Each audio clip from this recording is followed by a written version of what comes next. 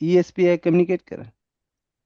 මේදී මේ LPC වලට මම LPC ගන්නදී කියන්න. මේ SPCH එකට. ඒ මොනවද? CSME main BIOS මේ EC එකට forward කරන්නේ.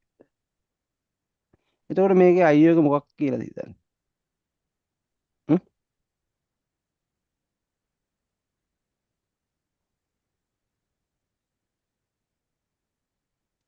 IO එක සිංක් වෙන හැම වෙලේම SPI ෆ්ලෑෂ් එකත් එක්ක. හරිනේ. එතකොට මේක ටිකක් කරට වඩා ඇඩ්වාන්ස්. හරි. මම RAM disable එකත් මෙතන පෙන්නලා යන්න.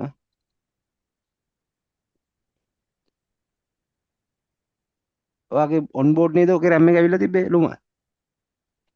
ඔන්බෝඩ් RAM ආපු යන්නේ නේ. ඔව් සර්. ඔව්. හරි. එහෙනම් ඔයාට ඔන් බෝඩ් කරන්න ආවිල්ලා. මේ තියෙන්නේ RAM disable එක. මේක ගොඩක් වෙලාවට ඒ කියන්නේ මේ වගේ chart එකක් තියෙනවා. මේ ඇවිල්ලා hardware method එකට පුළුවන් ආය මේ BIOS එකකින් edit ඒකයි කරන්න සර් RAM පුළුවන්. disable කියන්නේ සර්. RAM disable කියන්නේ ඔයාගේ onboard RAM එක corrupt වුණොත් හැම වෙලේම primary RAM එක විදියට onboard RAM එක තමයි select කරගන්නේ. onboard RAM ඇවිල්ලා තියෙන දැකලා තියෙන board වල latest 11 gen 12 gen වල. හරිද? එතකොට එතකොට අපි දැන් display බලන්න එක්ස්ටර්නල් බෑ. වෙනම ගහලා තියෙන එක මේකට සම්බන්ධ වෙන්නේ නැද්ද සර්? නෑ. primary ගන්න මේක. එතකොට primary corrupt නම් ඔයා RAM දෙකක් ගහලා තිබ්බොත් එක RAM එකක් පළවෙනි එකට ගහලා තියෙන down නම් දෙවෙනි එකෙන් display ඔව් එන්නේ සර්. නෑනේ. ඈ. හරිද? ඕන තරම් එනවා RAM error. එහෙම වෙලාවක. එතකොට RAM එක error එකක් දැනගන්න ඔයා දැනගන්න ඕනේ lap එක ඔන්නේ ampere ගන්න. generation එකකින්. තේරෙනවද? ඔව් සර්.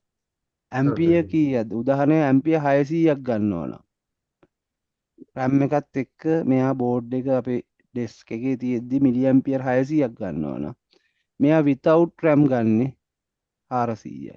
එතකොට ඔයාට මේ ඉන්ෆිඩන්ස් chart එක වගේ මේකටත් chart එකක් තියෙන්න ඕනේ. තේරෙනවද? ඇයි? ඔව් සර්. ඔයා දන්නේ RAM එක ඩිටෙක්ට් කරේ නැතොත් එයා ඒකට ඒ කියන්නේ ඒ weight එක ගන්න. RAM එක short වෙන්න පුළුවන්. මම කියන්නේ RAM එක function වෙන්නේ නැති වෙලාවට එයා VDDQ supply එක ඇතුලෙන් generate වෙන්නේ නැහැ. එතකොට මෙන්න මේ ලොකු ප්‍රමාණයක් අඩු වෙනවා නේ. 150ක් 100ක් විතර අඩු වෙන එක වෙනස් වෙනවා බෝඩ් එකත් එක්ක. එතකොට ඒ වෙලාවට ඔයා problem එකක් විදියට දාන්නේ RAM related. උදාහරණයක් විදියට මේකේ DRAM reset ඒ ටික ඔයාලට බලන්න පුළුවන්. DRAM එක reset වෙන්නේ නැහැ RAM එක ඕකේ නැත්තම් මම පෙන්නනවා oscilloscope එකෙන්. ඒ කියන්නේ DRAM එක reset වෙන්නේ නැහැ RAM එක ඔයා plug කරලා තිබ්බේ නැතුව. RAM එක වැඩ කරන්නේ නැත්නම් ඒ DRAM reset වෙන්නේ නැහැ නේද? එක එක හේතු තියෙනවා නේ. ඒතර මම හේතු අපි අතරින්දි කියන්නම්. එහෙනම් RAM එක disable කරන්න ඕන වෙලාවට. no display. ගොඩක් වෙලාවට නේ. onboard RAM වල තියෙන කේස නැත්නම් ඔයා RAM ටික මාරු කරන්න ඕනේ. මාරු කරද්දී ඔයා අනිවාර්යයෙන් මෙන්න මේ manufacturer එකෙන් දාන්න ඕනේ. ඔයා use කරලා තියෙන Hynix 4GB නා. තේරෙනවද? මේ RAM කීයද? 4යි නේද set? ඈ? එහෙනම් මේකට තියෙනවා code එක. තේරෙනවද? code එකක් තියෙනවනේ මේ RAM එකේ code එක. හරිද?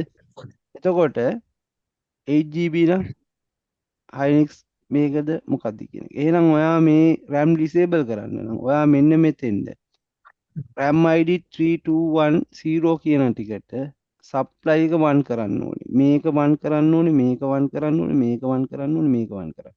එහෙනම් යට resistor ඔක්කොම අයින් කරලා ඔයා උඩට resistors ඔක්කොම දාගෙන යන්න ඕනේ. resistors නැත්තම් 10k දාන්න ඕනේ. තේරුණාද? එතකොට ඔයාගේ මොකද වෙන්නේ? ඔයාගේ මෙන්න මේක disable වෙනවා. no on board RAM. ඒ කියන්නේ RAM disable. මේක තව නමක් වෙනවා RAM disable. එතකොට මෙන්න මේ chart එක හොයාගන්න බලන්න. මෙන්න මේ chart එකේ මෙන්න මේ වගුව නැත්තම් උදාහරණයක් තියෙනවනේ මෙන්න මේක නැත්තම් ඔයාට මේක කරන්න වෙන්නේ software ලි BIOS එකකින් කරන්න වෙන්නේ. හරිද?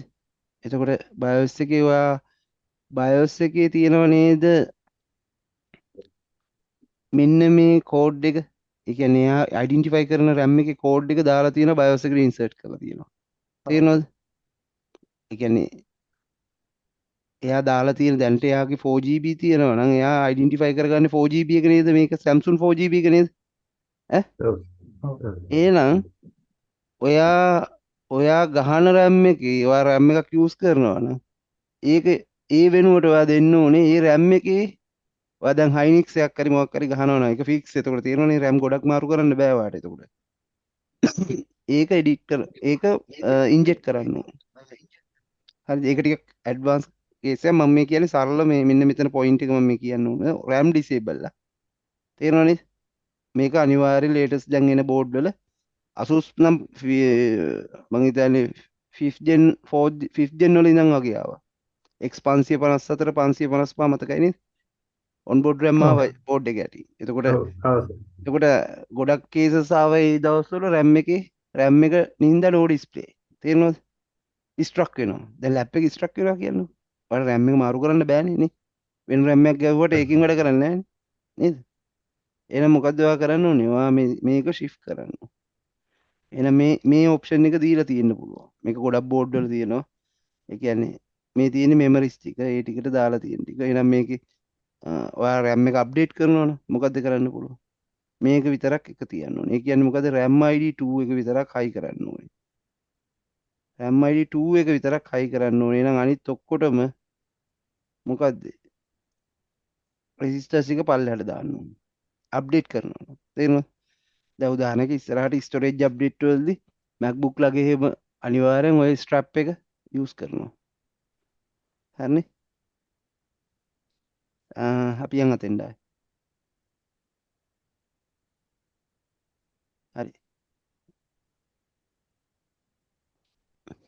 මොකද්ද මම මේ අර මතක සප්ලයි අපි හැම එකක්ම කියන්නේ IO chip එකට යන්න ඕන IO එක 58 IO එකේ requirements එක බලන්න ඕනේ.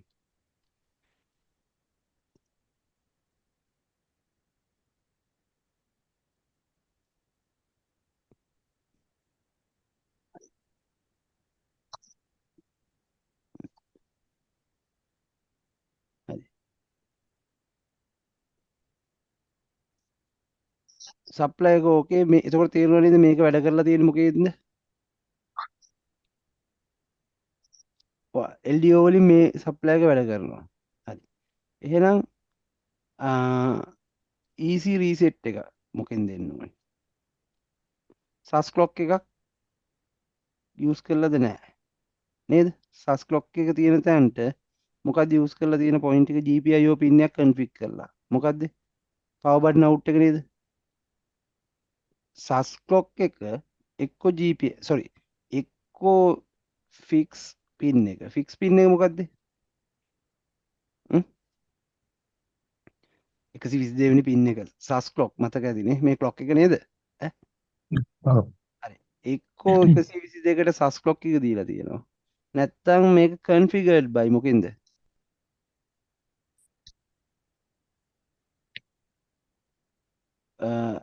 EC එකෙන්.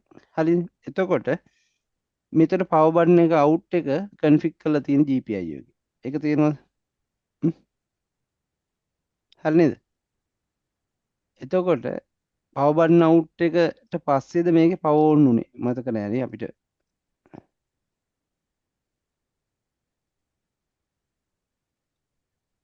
මේ තියෙන අර මං කිව්ව 1.8 එක VCC SPI.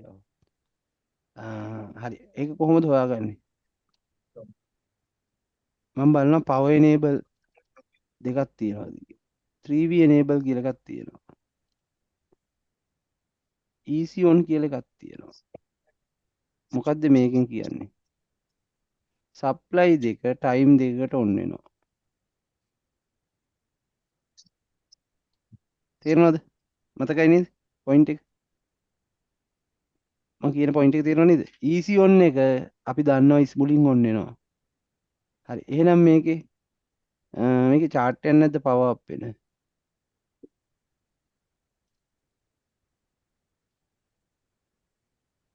දැක්කද?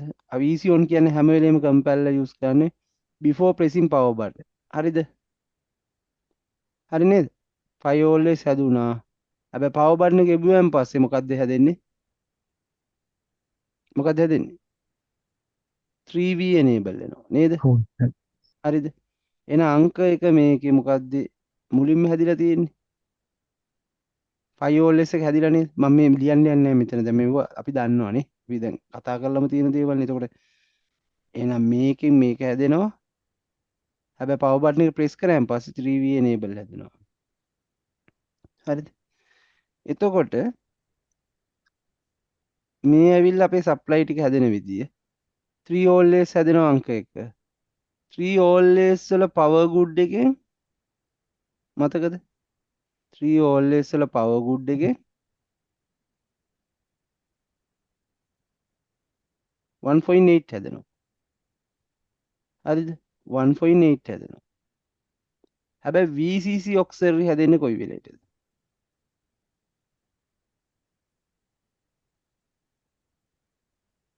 මොකක් ආවද VCC auxiliary VID ආවම නේද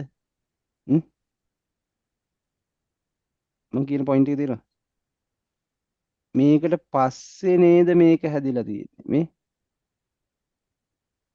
මම කියන මේකේ power good එක මේකට ගියාට 1.8 වල power good එක ගියා නේද මේ VCC auxiliary enable කරන්න මතකද මේ ඇඳලා තියෙන එක තමයි ඔයගොල්ලන්ට පෙන්නේ මේ මේකේ power good එක මේකේ power good එක ආවට වැඩක් නැහැ හරි මේ වෙද්දි මේකට ඇවිල්ලා තියෙන සප්ලයි ටික කියන්නකෝ දැන් මේ අන්තිම power good එකෙද්දි මේකට ඇවිල්ලා නේද VCC sorry